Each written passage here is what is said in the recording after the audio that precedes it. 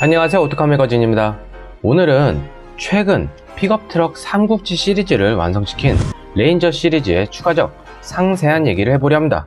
약 5개월 전에 레인저 랩터의 상세한 스펙에 대해 얘기를 했었는데요. 그 스펙에 대한 상세한 얘기보다 우리가 알고 있는 전통 아메리칸 픽업트럭이 아닌 왜 콜로라도가 적통으로 취급하지 않는지, 그리고 뜨거운 열기처럼 보이지만 알고 보니 약간 미지근한 반응이 왜 나오는지에 대한 얘기를 해보려 합니다. 물론 타사나 관련된 픽업트럭에 대한 얘기도 같이 곁들일 것이고요. 우선 지난 시승행사를 하면서 굉장히 과격한 시승행사 퍼포먼스를 보여주면서 이게 아메리칸 픽업트럭의 진수다 라고 외치는 듯 했고, 쌍용차의 존폐 여부가 아직도 나오지 않은 상황 및 쉐보레 콜로라도의 미국 픽업트럭의 적통을 밀어내는 듯 했으나, 알고 보니 출생의 비밀이 사실 출시 전까지 어느 모델이 들어올지 제대로 된 정보를 제공해주지 않았고, 출시 바로 직전에서야 제대로 된 정보를 알려준 포드. 미국 전통 픽업 트럭이라는 타이틀을 가져야지 뭔가 더 강해 보이는, 그리고 족보에 속한 느낌을 주려 했을까요? 결국 국내에 출시한 포드 레인저 와일드 트랙과 랩터는 미국의 핏줄이 아닌 아프리카 핏줄을 가지고 있던 거였습니다. 즉 국내 판매 중인 레인저는 F150의 동생도 형제도 미국 생산도 아닌 판매도 하지 않는 북미형과 이름과 디자인만 같은 이복 형제 같은 경이죠. 디자인도 따지고 보면은 그릴의 모양이 약간 다른 게 티가 나죠. 그렇다면 국내 런칭한 포드 레인저의 핏줄을 제대로 알아봐야겠죠. 포드 레인저는 2011년에 포드 호주 법인에서 개발된 모델로 2018년까지 호주와 동남아, 아프리카 및 유럽, 남미 등에 판매가 되고 있습니다. 글로벌 런칭처럼 보이지만 정작 픽업 트럭의 산지인 미국과 캐나다에서는 판매하지 못한 거죠. 당시 다운사이징 엔진이 미국에서 현재처럼 장착되거나 그런 게 아닌 대배기량에 의한 엔진이 많았고, 실질적 수요층에겐 작은 크기로 인식, 수요가 있기 힘든 구조였죠. 심지어 이 남아공산 레인저와 같은 모델은 진정한 형제차는 마츠다의 BT50으로 태국에서 잘 팔리는 모델 중에 하나입니다. 이는 영국과 호주에 수출하는 쌍용 렉스턴 스포츠의 경쟁 모델로 꼽히기도 하고요. 경쟁 모델은 토요타의 하이럭스와 닛산 나바라, 더 나아간다면 르노의 알래스칸까지 주요 경쟁 상대로 꼽을 수가 있습니다. 근데 좀 이상하죠? 2018년? 현재 2021년이고 2020년 모델을 갖고 온 게 아니고 갑자기 뭔 소리지? 라고 생각을 할 수 있는데, 2018년 말부터 현재까지는 미국 미시간주에서 포드 레인저가 북미 전용 모델로 생산이 되고 있다는 거죠. 북미 전용 모델은 1세대가 1983년부터 1992년까지, 2세대가 1993년부터 2012년까지 생산되었다가 그 이후에 2019년부터 현재까지로 이어지고 있는 겁니다. 북미 모델의 파워트레인은 2.3L 에코부스트 가솔린 터보 엔진을 장착을 하고 10단 자동 변속기가 맞물려진 단일 트림으로 판매가 되고요. 최고 출력 270마력, 최대 토크 42.9kg를 발휘를 하고, 북미 기준 연비를 국내로 환산 시 4륜 모델 기준 복합 리터당 9.3kg, 도심과 고속은 각각 8.5kg와 10.2kg를 기록을 합니다. 국내에 판매하고 있는 2.0 싱글터보 디젤 자동 10단과 맞물려 최대 출력 213마력과 최대 토크 51.0kg를 마크하고, 연비는 와일드 트랙이 리터당 도심 9.2kg, 고속 11.2kg, 레인저 랩터는 도심 8.3kg, 고속 9.6kg이죠. 여기서 좀 괴리가 생깁니다. 보통 디젤이 더 연비가 좋고 국내 사정에 맞으니까 들어왔겠거니 하지만 실제로는 가솔린과 거의 차이가 없죠. 2.3L 가솔린 엔진은 말 그대로 에코부스트 엔진으로 국내 소비자들에게 좀 더 두터운 토크에 힘을 느끼게 디젤 모델로 들여왔다라고 포드 측에서 얘기를 한 거고, 실상은 너 양아치니? 어차피 출신이 다르니 엔진도 다르고 당연할 수가 있어요. 네. 하지만 우리나라가 남아공과 무역 협정이 더 유리한 것도 아니고 오히려 미국과 FTA 협정 때문에 들여오는 가격 자체가 더 저렴하거든요. 논란이 되는 부분 중 약간 크게 차지하는 부분이 바로 이 부분에서 시작인 겁니다. 포드 레인저 북미 생산분을 미국에서 수입하는 게 선박 이용료에서 이득일 것이고, 미국 생산 모델의 가격에서 200만원 정도가 더 비싸진다고 하더라도 크게 현재 가격에서 달라질 것이 없을 것 같은데, 남아공에서 왜 굳이 선박을 이용하여 수입해서 왜 북미에서 생산된 레인저보다 더 비싸게 판매를 하고 있냐, 이 점이 정말 양날의 검처럼 들어오고 있다는 거죠. 심지어 직수입 업체에서 북미 레인저를 직수입하는 가격과도 큰 차이가 없을 만큼 현재 가격 측정이 잘못되었다, 이게 문제인 겁니다. 와일드 트랙이 5천만원에서 10만원 모자른 금액인데 프로모션가가 어떻게 들어갈지 모르겠으나 그래도 비난의 화살을 피하기는 힘들 듯 하죠. 지난 영상에서 렉스턴 스포츠 칸과 쉐보레 콜로라도와 와일드 트랙의 가격 대비 옵션을 비교한 영상을 참조하시면 그 가격 차이만큼 과연 하는지 판단하면 될 듯 하고요. 설사 진짜 국내 소비자들 특성을 고려해서 디젤 모델의 남아공 모델을 들여왔다라고 하면은 그 디렉팅분, 죄송하지만 축구나 야구에서 스카우터가 잘못 판단한 경우가 많죠. 예를 들어 직감으로 판단한 맨유의 베베라는 노숙자 출신의 선수가 있었는데 딱 그 짝입니다. 선호하는 흐름이나 시대의 흐름에 안목을 갖지 못한 부분이라고 생각을 하는데요. 여튼 다시 본론으로 돌아와서 아까 미국 모델의 간략한 역사와 트림을 소개했다면은 이번에는 남아공 모델, 즉 현재 판매하고 있는 레인저 모델들의 기초가 된 사양에 대해 알아보죠.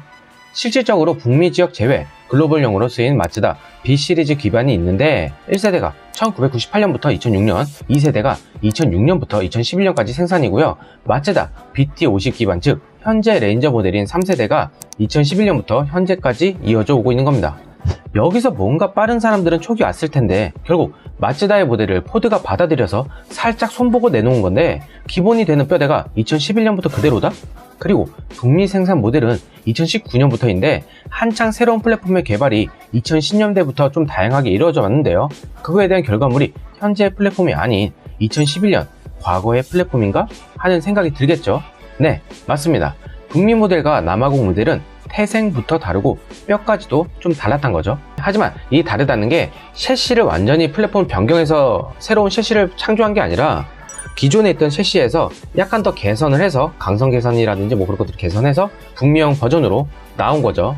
쉐보레 콜로라도가 전동식 사이드미러, 자동 접이 기능 같은 게 없어도 국내에서 잘 팔리는 이유, 솔직히 렉스턴 스포츠나 칸 모델이 없으면은 진짜 단독으로 엄청나게 팔릴 모델이기도 합니다. 옵션이 좋아서? 아니요. 미국 모델을 그대로 가져오면서 솔직히 선박 이용료나 수입해서 오는 가격까지 생각한다면 오히려 동일한 모델을 미국보다 좀 더 저렴하거나 같게 판매하는 건데 포드는 이러한 노력 없이 이미 철진한 모델을 가지고 더 비싸게 판매해서 이익을 극대화시키려 한다는 말이 더 맞을 듯하죠. 차대, 플랫폼, 과연 얼마나 다를까? 우선 남아공 레인저 모델 충돌 테스트인데요. IIHS가 아닌 글로벌 엔캡 충돌 테스트입니다. 기준이 현재보다 세분화되지 않은 기준이지만 세계 에어백의 정면 충돌 1열 별 3개를 받았고요. 2열의 아이들 충격 점수는 별 4개를 받았습니다. 측면 충돌에서 내부 카메라를 보면 확실히 바디온 프레임의 장점이 나타나죠. 높은 차체로 인하여 가장 강력한 빈 부분이 충격을 흡수해 나가는 부분, 라틴 캡의 점수는 좀 더 박하게 나왔고요. 유로 캡에서 별 5개를 마크했는데 이는 2012년도의 기록입니다. 2012년보다 현재는 더 많은 테스트 항목들이 있다는 것 참고 바라고요. 본격적으로 미국 생산이 된 후에 IIHS에서 테스트한 스몰 오버랩 테스트 및 루프라인 강성까지 테스트를 했는데 여기서 미국 생산의 프레임이 남아공 생산의 프레임과 다른 부분이 나타나죠. 볼보의 비껴치기 같은 식의 비껴나가고 제동이 걸리는 부분, 그리고 바디용 프레임과 높은 차체 때문에 뒤가 들리면서 나아가는데 이게 25% 옵셋과 40%의 옵셋의 차이점이 있기에 뭐라 확답은 못하겠네요. 자료를 좀 많이 뒤적여 봤는데 남아공 생산 모델의 형제차인 마츠다 BT50의 2016년 결과는 유로엔캡에서 별 5개를 마크를 했고요. 이 결과는 2012년도 포드 레인저의 결과값과 같은 것으로 나타나죠. 좀 더 상세하게 테스트한 것은 IIHS가 더 많은 항목들을 테스트를 했고 스몰 오버랩은 동승석 쪽이 A, 그리고 헤드라이트가 M, 그리고 아동용 시트 앵커 사용 용이성이 M을 제외한 전 부분이 G, 즉 9등급을 받았습니다. 특히 전복 시 세이프티 존을 지켜줄 A필러와 루프 강성은 충분히 입증된 플랫폼을 보이죠.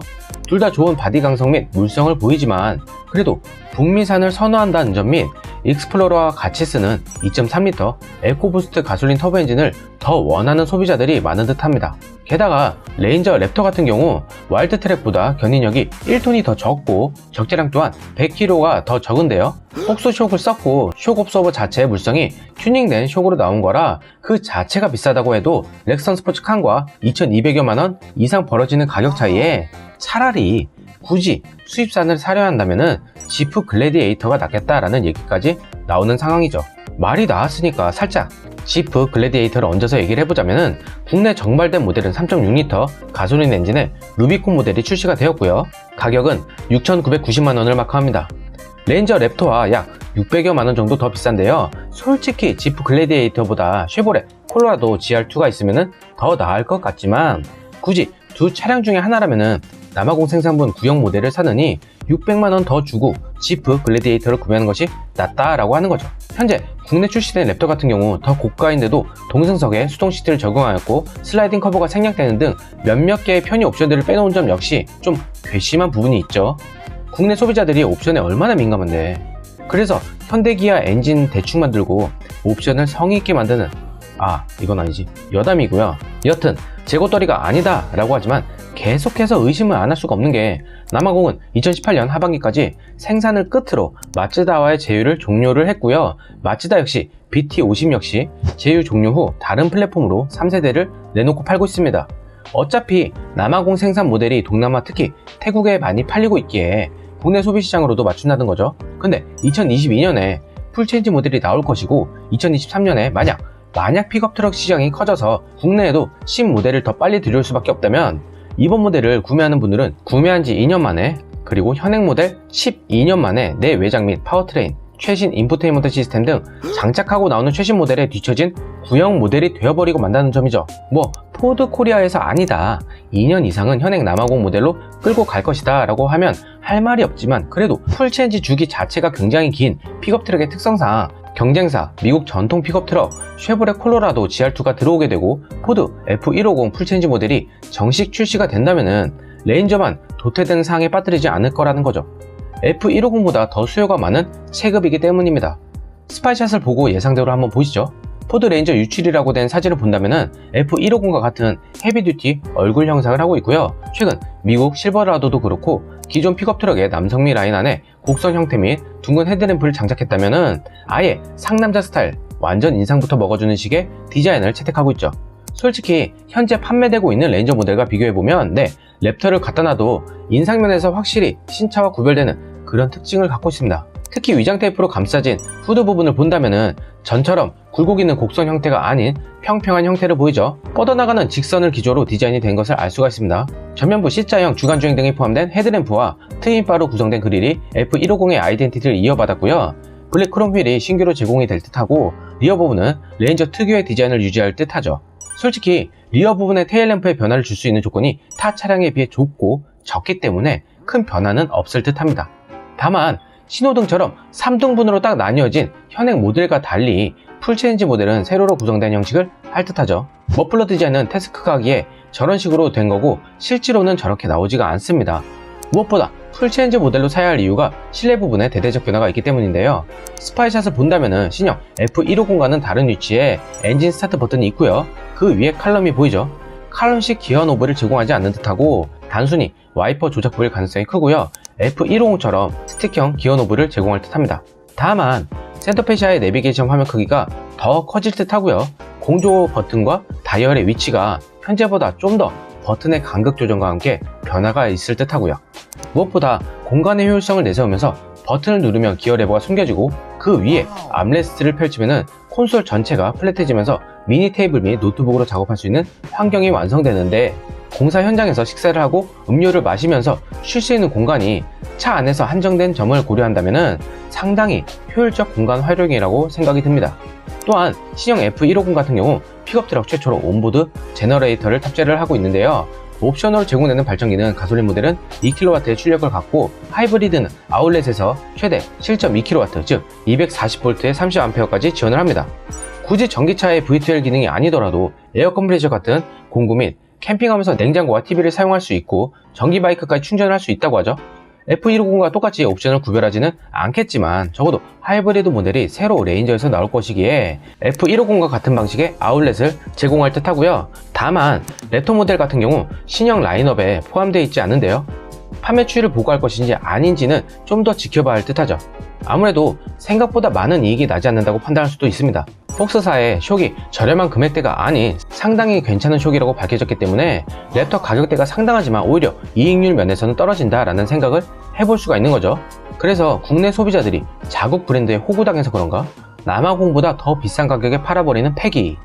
여튼 외신에서 예상하는 파워트레인은 2.3L 에코부스트 엔진 및 이에 기반한 362마력 하이브리드 시스템, 그리고 2.7L 가솔린 엔진과 10단 자동 변속기를 사용할 듯 하고요. 글로벌 수출용 모델에서는 2.0 디젤 모델을 그대로 사용을 한다는 것이 예상된다고 전했고요. 2.3L 하이브리드 엔진은 포드 익스플로러에 이미 장착되어 있기에 안정성이 떨어질 염려는 없을 듯하죠. 미국 차를 좋아하는 분들은 아시겠지만 거동력, 즉 코너를 돌아 나가거나 어떤 꼼꼼한 유연성에는 떨어지는 게 사실이지만 기본 엔진의 내구성 및 미션, 이런 내연기관의 중요한 부분에서 확보된 내구성 때문에 롱런할 수 있는 차량들이 많은 게 아닌가 생각을 합니다. 플랫폼 같은 경우 현재 북미에서 생산하고 있는 레인저 및 브론코와 같은 T6 플랫폼 사용을 예상을 하고요.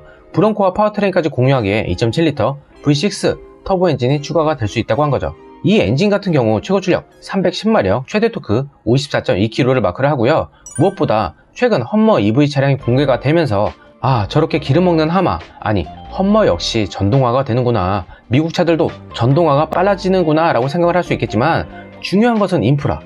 아마 올해 여름 휴가철이 되면은 새벽 6시부터 충전을 하려는 분들, 특히 송파구 같은 경우 잠실 제2롯데월드와 바로 옆인 공용주차장 충전소의 줄이 더 길어질 것이 뻔하기에 아직 5년 뒤까지는 내연기관의 이점이 충분히 작용을 한다. 그리고 하이브리드 같은 경우 10년까지도 바라볼 수 있다라고 얘기를 하고 싶습니다. 그리고 풀체인지 모델에서 선보일 수 있는 편의사양들, F150 신형 모델만 보더라도 작지만 많은 변화들이 보이는데요. 테일게이트를 현장 작업 테이블로 활용할 수 있도록 테이블릿 및 연필 거치대와 컵홀더, 눈금자 마킹과 작업을 위한 다양해진 고정장치 이렇게 제공을 하고요. 쉴 때 역시 편하게 쉴 수 있도록 1열 180도 풀 플랫 리클라이닝을 제공을 합니다.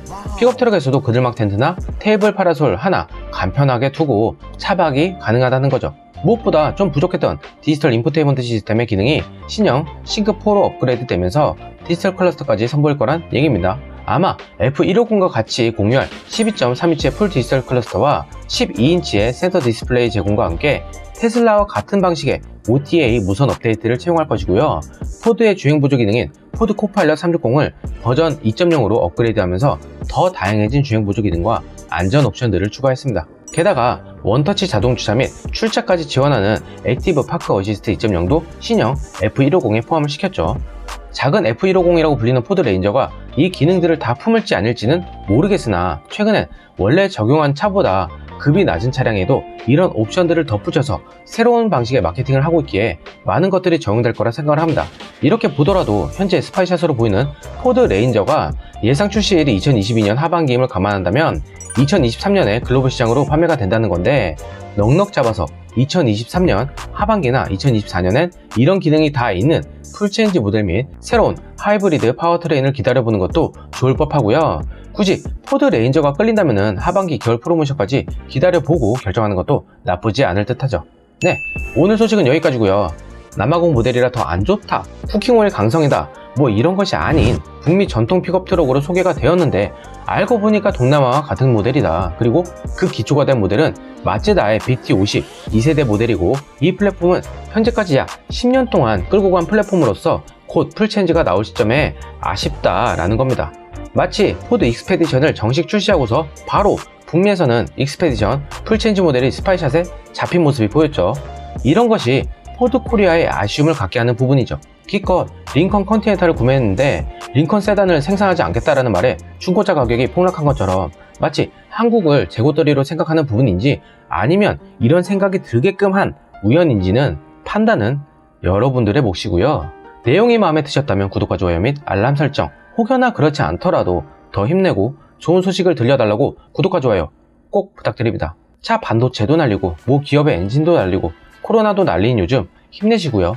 특히 건강 조심하세요. 시청해주셔서 감사합니다.